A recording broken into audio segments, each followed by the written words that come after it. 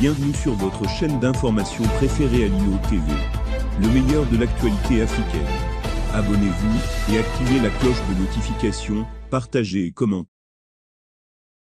Après un an d'embargo et 6 mois de combat contre les terroristes, le mercredi dernier, le village de Kango, à 50 km de Ségou sur la route de Dougabougou, allant vers Nyono, a abdiqué. Le chef du village a signé un accord pour protéger sa population, selon l'autorité municipale de la localité. Kango, l'un des rares villages des alentours de Nyono, qui résistait encore à signer l'accord de protectorat avec les terroristes, a fini par céder le mercredi 10 novembre 2021. Depuis un certain moment, les 992 personnes du village de Kango vivaient sous un embargo intense des djihadistes. Pas d'agriculture, pas de foire, pas de sortie. Le lundi dernier, selon un jeune leader du village, les habitants n'ayant plus rien à manger, ont fait appel à un renfort de chasseurs d'onçons pour pouvoir récolter le peu de riz qui restait dans les champs. Ils ont été empêchés par les terroristes sous des tirs de feu. Plus de 1000 assaillants, avec 4 PQ munis de mitrailleurs 12.7, au dire du jeune.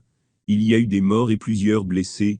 Avant cela, le week-end dernier, plusieurs forains du village allant à Dougabougou ont été enlevés, a confié le jeune. À en croire le jeune, telle est la loi, avec les terroristes derrière le fleuve de Ségou.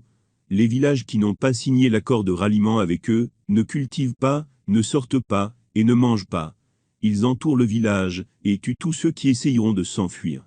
Notre village a toujours refusé de signer cet accord, qui nous engage à combattre le Mali, a martelé notre interlocuteur. Sous la pression, et la menace de mort, le mercredi dernier, le chef du village ayant reçu la visite des terroristes, a fini par dire oui à l'accord, pour permettre à ses 992 villageois de revenir au village. Selon le jeune, tous les habitants avaient fui hier, le village et s'étaient réfugiés dans les villes alentours.